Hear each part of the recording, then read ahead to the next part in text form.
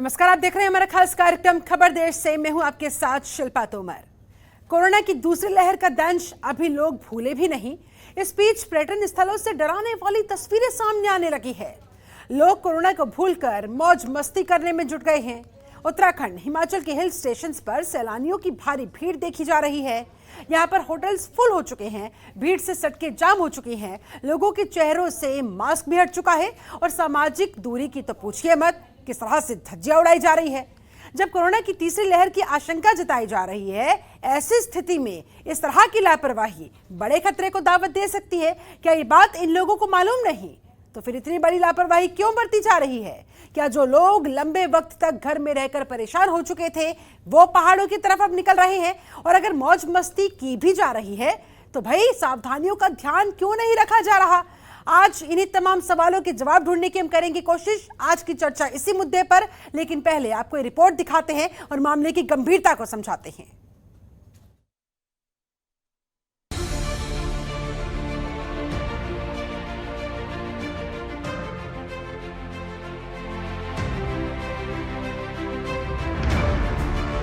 Lockdown के खुलते ही पर्यटक बेपरवाह होकर पहाड़ों की तरफ रुख कर रहे हैं।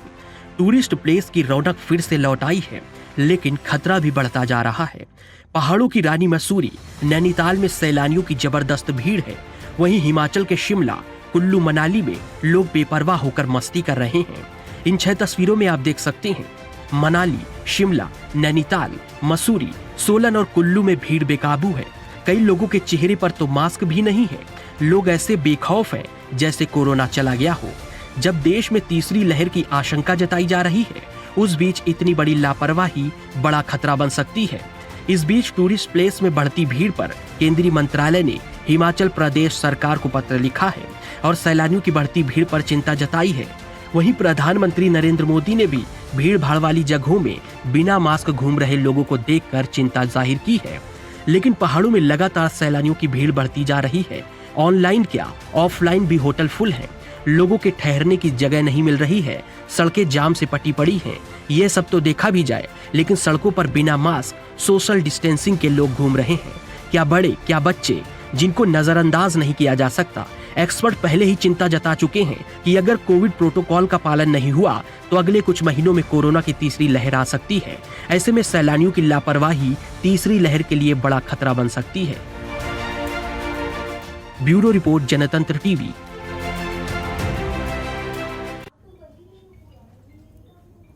वहीं कोरोना महामारी के बीच बड़ी संख्या में टूरिस्ट मनाली पहुंच रहे हैं। हाल ही में भीड़ की कुछ तस्वीरें सोशल मीडिया पर वायरल हुई थी, जिसके बाद केंद्रीय मंत्रालय ने कोविड के उचित व्यवहार के बड़े पैमाने पर उल्लंघन को लेकर हिमाचल प्रदेश सरकार को पत्र लिखा था। अब प्रशासन ने सख्ती दिखाते हुए बड़ा जुर्माना लगाने का ऐलान कर दिया है। प्रशासन ने कहा है कि मास्क नहीं लगाने पर 5,000 रुपए तक का जुर्माना या 8 दिन की जेल भी हो सकती है। बता दें, लॉकडाउन में ढील के बाद लोग बड़ी संख्या में शिमला की तरफ, मनाली की तरफ रुख कर रहे हैं। केंद्र ने महामारी के अभी तक खत्म नहीं होने का जिक्र करते हुए हिल स्टेशन पर बड़ी संख्या में लोगों के उमड़ने की इन तस्वीरों को डराने वाली कहा। एक दिन पहले ही पीएम नरेंद्र मोदी ने भी भीड़भाड़ वाली जगहों पर बिना मास्क के घूम रहे लोगों या सामाजिक दूरी के उल्लंघन वाले दृश्यों पर चिंता जाहिर की थी।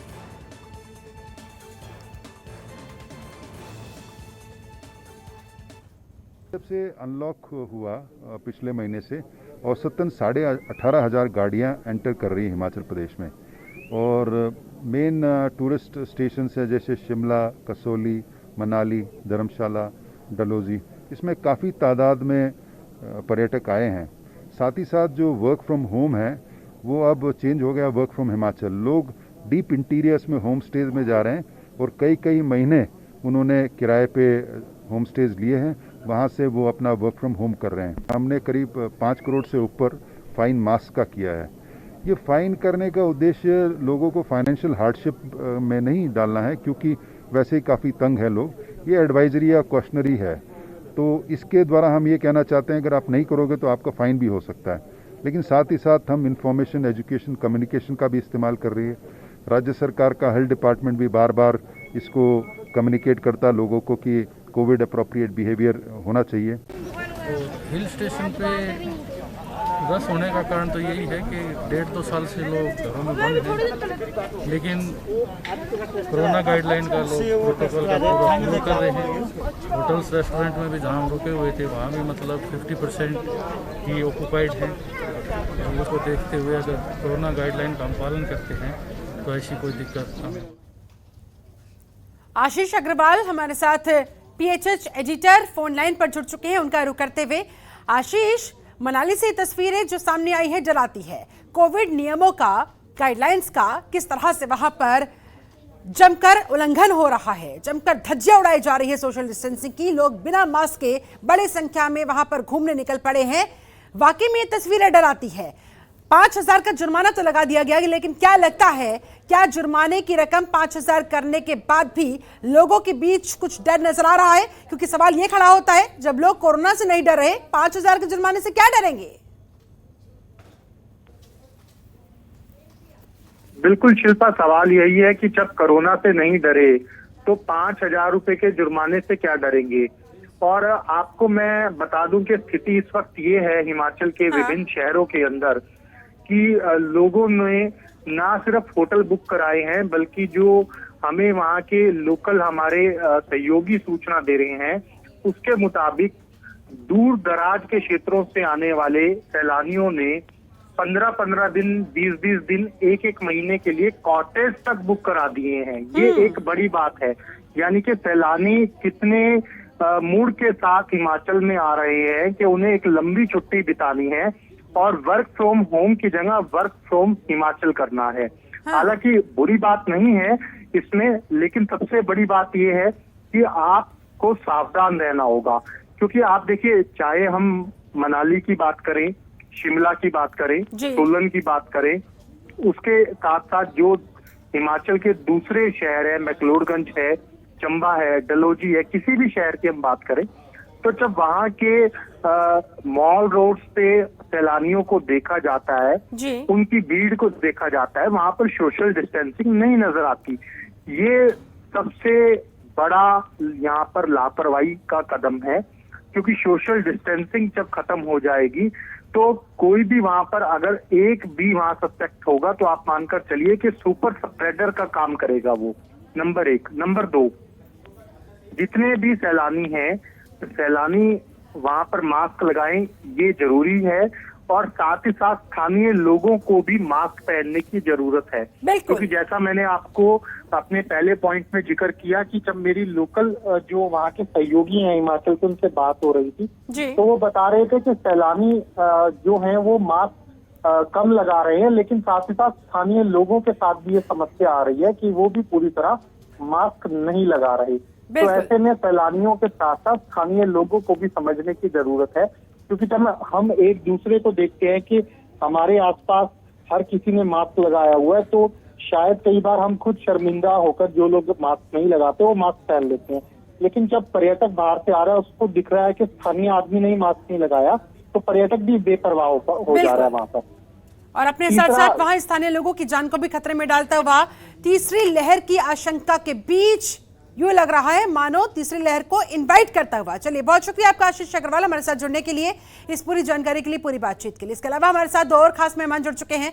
वीरेंद्र सिंह बिष्ट, पूर्व राज्य मंत्री है बीजेपी से, बहुत बहुत स्वागत है सर आपका। लालचंद शर्मा, प्रवक्ता है कांग्रेस के, आपका भी बहुत बहुत स्वागत करती हूँ। सबसे पहले वीरेंद्र जी, आप ही से मेरा सवाल ये जो तस्वीरें शिमला से, मनाली से सामने आई है, जो सोशल मीडिया पर वायरल भी हो रही है, बहुत डराती है सर, तीसरी लहर को इनवाइट करती हुई नजर आती है सर। ऐसे में सीधा सा सवाल, सरकार, प्रशासन इस तरह की तस्वीरों पर रोक क्यों नहीं लगा पा रही है? जबरदस्त भीड़ पर कंट्रोल क्यों नहीं कर पा रही है? देखिए, जहां तक हमारे उत्तराखंड का प्रश्न है, उत्तराखंड की सरकार और हमारा पड़ोसी राज्य हिमाचल है, दोनों ही राज्य कोविड-19 का जो प्रोटोकॉल है उसको पूरी तरीके से अप्लाई करने के लिए पूरा प्रयास कर रहे हैं। पुलिस प्रशासन भी लगातार इसमें कार्रवाई कर रही है। जहां तक प्रश्न है कि अभी सैलानी आ रहे हैं, देखिए, जो अभी 4-5 महीने का समय रहा है, तो निश्चित लोग घरों में बंद रहे, कैद रहे, अब वो अपने हिल स्टेशनों की तरफ जा रहे हैं। लेकिन हमें इस बात का ध्यान रखना पड़ेगा कि सब लोगों को सुरक्षित रहना पड़ेगा और मास्क लगाना पड़ेगा। और मास्क लगाकर अपने जो प्रोटोकॉल का जो डिस्टेंस है उसको रखना पड़ेगा। लेकिन जैसे आपकी रिपोर्ट में है, निश्चित रूप से सही बात है कि लोग इसको अप्लाई नहीं कर रहे हैं और मास्क भी कम लगा रहे हैं और सोशल डिस्टेंसिंग का तो पालन कर ही नहीं रहे हैं। अभी उत्तराखंड में भी 2-3 जगह इस तरीके की हमारे यहाँ शिकायतें आई है, नैनीताल है, मसूरी है। और क्योंकि हमारे यहाँ 4 धाम यात्रा तो अभी बंद है, हाई कोर्ट ने स्ट्रिक्टली उसको बंद किया हुआ है, लेकिन सैलानी आ रहे हैं, जो हमारे होटल व्यवसाय हैं उनका व्यवसाय थोड़ा थोड़ा करके खुल रहा है। उनके अंदर तो इस बात की खुशी है, लेकिन सामाजिक रूप से एक डर बना हुआ है, लोगों के अंदर भय बना हुआ है कि जिस तरीके से विभिन्न प्रदेशों के लोग उत्तराखंड राज्य में आ रहे हैं या पड़ोसी राज्य हिमाचल में आ रहे हैं, उससे ये डर और भय तो निश्चित रूप से बना हुआ है और ये तकलीफ है। क्योंकि डर और आशंका इस बात की भी फिर हो जाती है कि अगर पड़ोसी राज्य से संक्रमण की चेन बननी शुरू हुई तो आसपास के राज्यों को जल्दी अपनी चपेट में ले लेगी। ऐसे में तमाम लोगों को सतर्क रहना होगा।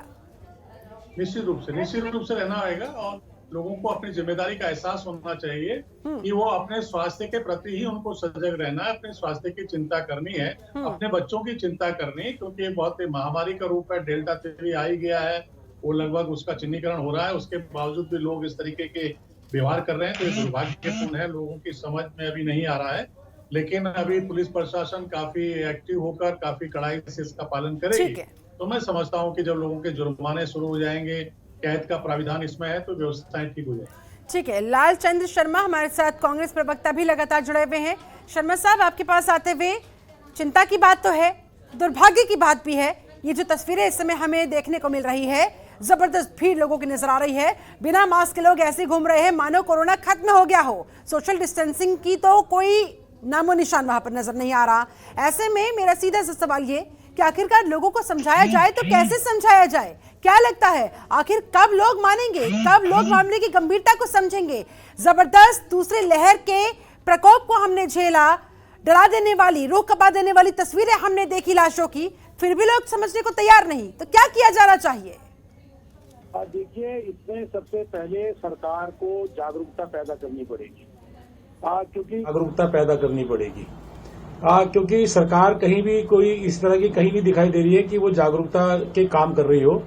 सरकार को ये चाहिए था कि जो इस तरह के पर्यटन स्थल हैं, जब उन्होंने खोला था तो वहां पे भी इस तरह की व्यवस्था होनी चाहिए थी। पुलिस प्रशासन को पहले सक्रिय करना चाहिए था और ये कहना चाहिए था कि भाई जो लोग भी आ रहे हैं उनसे साथ पहले जो है उनकी टेस्टिंग होनी चाहिए और टेस्टिंग के साथ साथ उन्हें जो है अगर वो मास्क वगैरह नहीं लगा रहे तो उन्हें वहां पे एंट्री मत दें, उनकी एंट्री नहीं होनी चाहिए थी। लेकिन अब ये हुआ कि सिर्फ व्यवसाय बढ़ाने के लिए अगर हम पर्यटन को बढ़ावा देंगे तो उससे काम चलने वाला नहीं है। पर्यटन भी होना चाहिए हमारी, क्योंकि आर्थिक स्थिति पूरे इस महाकाल के जो हमारी महामारी हुई है उसके अंदर बड़ी खराब होने की दिक्कतें आई हैं लोगों को। तो हमारा ये कहना है कि जो भी हमारे पर्यटन स्थल हैं उन पर्यटन स्थलों के ऊपर शासन और प्रशासन और पुलिस को चाहिए कि वो इस तरह की व्यवस्था बनाए कि जो बाहर से आने वाले हमारे पर्यटक हैं वो जो है इनका जो है नियमों का पालन कर सकें। वीरेंद्र सिंह विशी, क्या कहेंगे आप? वाकई में इस समय यही चीज इस समय सबसे ज्यादा महत्वपूर्ण नजर आ रही है कि चलिए ठीक है, अगर आप इजाजत दे रहे हैं होटलों को खुलने की, ऐसे में प्रशासन को वहां पर व्यवस्था भी तो करवानी चाहिए ना फिर, ताकि भारी भीड़ अगर एकत्रित होती है तो कैसे उन्हें कंट्रोल किया जा सके, कैसे उन्हें रोका जा सके। देखो शिल्पा जी, हमारे लालचंद शर्मा जी हमारे भाई भी हैं, दोस्त भी हैं। मैं इनको बता देना चाहता हूं कि जो भी उत्तराखंड राज्य में आ रहा है हम उसको बॉर्डर्स पर रोक रहे हैं, ट्रेन स्टेशनों पर रोक रहे हैं। अगर उसके पास उसने अपना मेडिकल सर्टिफिकेट साथ नहीं लिया है कोरोना टेस्टिंग का नेगेटिव का, तो हम उसकी एंट्री नहीं होने दे रहे हैं और उसका हम टेस्ट कर रहे हैं। ये बहुत ही संदिग्धी से हो रहा है, बहुत कड़ाई से बॉर्डरों पर हो रहा है। और जहां तक हिमाचल में भी लोग आ रहे हैं, उत्तराखंड में भी लोग आ रहे हैं, पंजाब से भी आ रहे हैं, चंडीगढ़, हरियाणा, उत्तर प्रदेश, दिल्ली, सभी जगह से आ रहे हैं। और पंजाब में तो हमारे लालचंद जी की जो है सरकार है और वहाँ के जो कोरोना जो टेस्ट है लोग करा के कितना आ रहे हैं कितना नहीं आ रहे, ये भली बात ही जानते हैं। अभी हम इसमें आरोप प्रत्यारोप नहीं लगाएं तो अच्छा रहेगा। बिल्कुल बिल्कुल, हम इस बात को जानते हैं कि राज्य में रहने वाले सभी जाति, सभी वर्ग के लोग, सभी पार्टी के लोग की हमको सेवा करनी है, उनका बचाव करना है।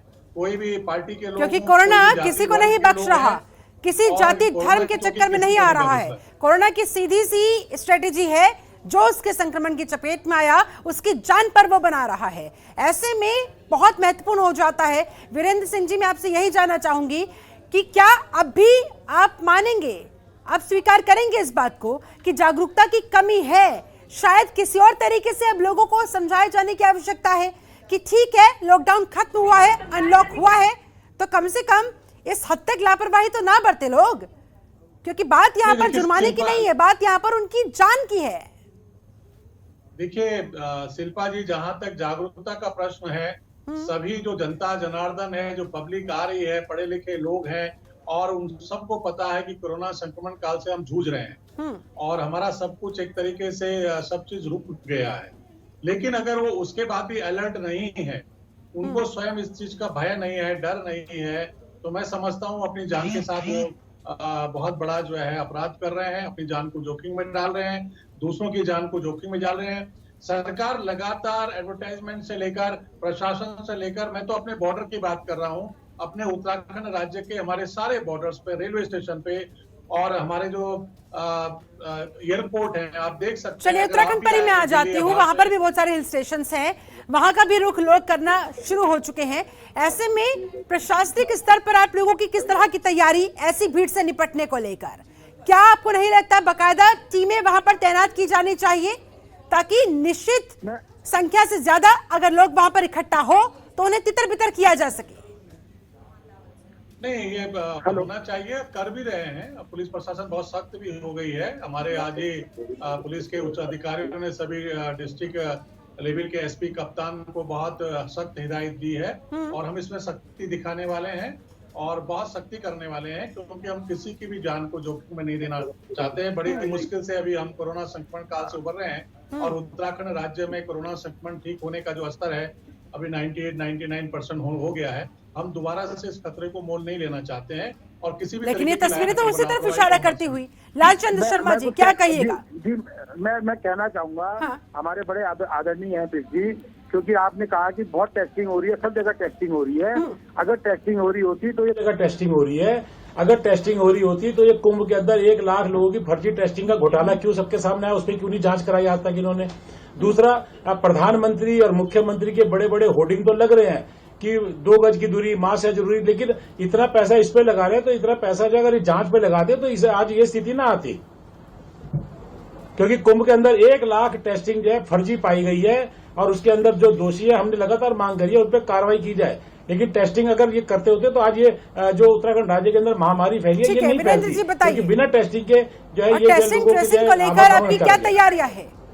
तीसरी लहर जिस तरह से दस्तक दे रही है, अगर तेजी के साथ तीसरी लहर का संक्रमण बढ़ता हुआ दिखाई देगा तो आप किस स्ट्रेटेजी के साथ इससे निपटेंगे? नहीं, देखिए शिल्पा जी, हम बिल्कुल पूरी तैयारी के साथ में है। हमने बहुत सख्त हिदायत दी है।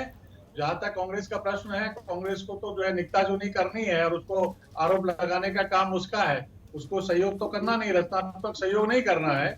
वो अपने अंदरूनी झगड़ों से जो है निपट नहीं पा रही है, इसलिए हमें राजनीति नहीं करनी है।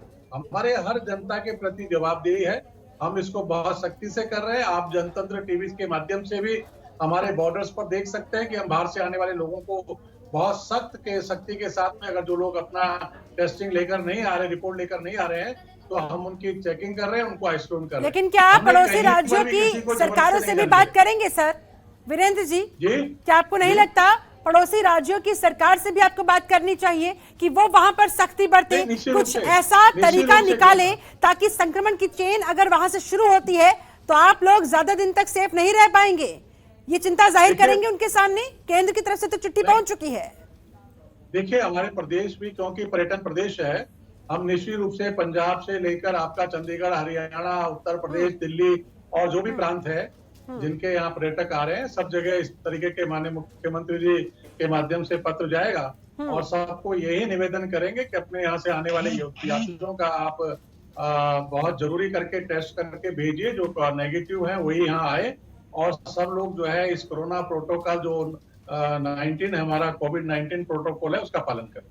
और हिमाचल के हिल स्टेशन पर ये जो तस्वीरें डराने वाली सामने आ रही है, कैसे आप आश्वस्त करेंगे कि उत्तराखंड के हिल स्टेशन से ऐसा कुछ नहीं देखने को मिलेगा, या आप पूरी तरह से स्थिति नियंत्रण में ले लेंगे?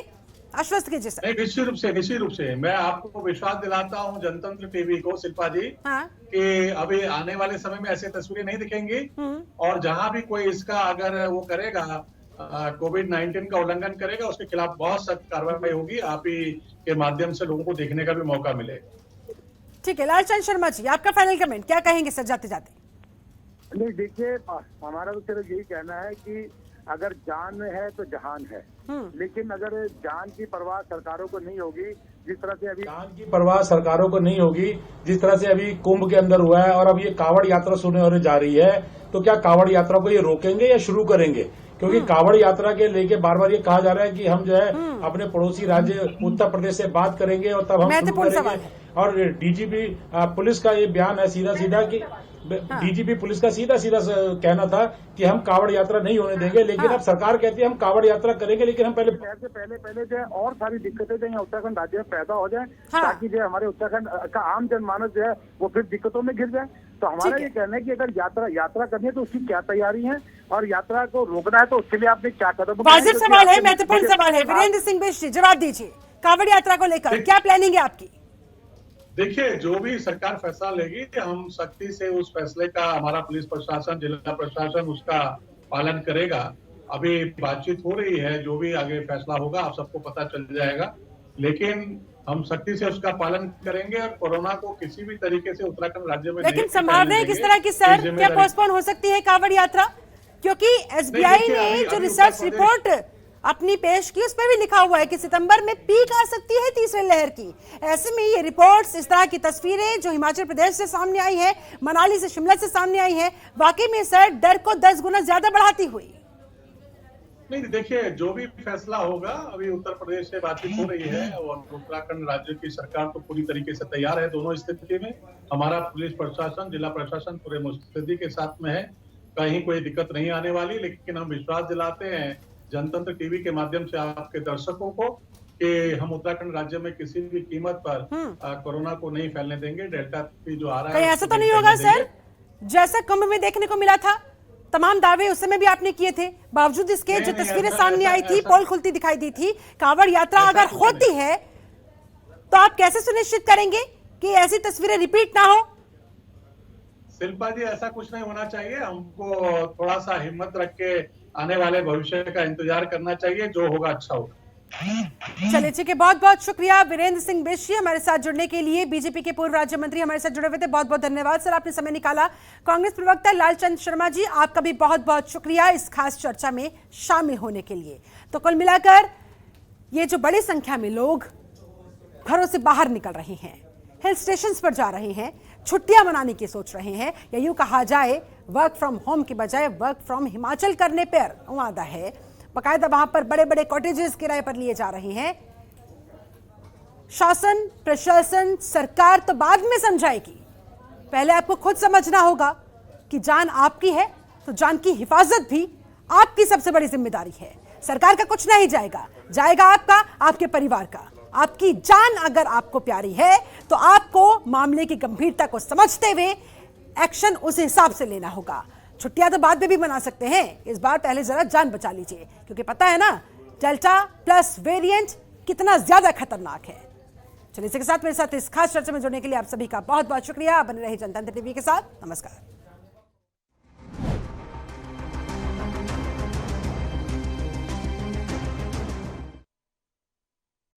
खबरों के निष्पक्ष विश्लेषण के लिए सब्सक्राइब करें Jantantra TV and press the bell icon. Never miss any update.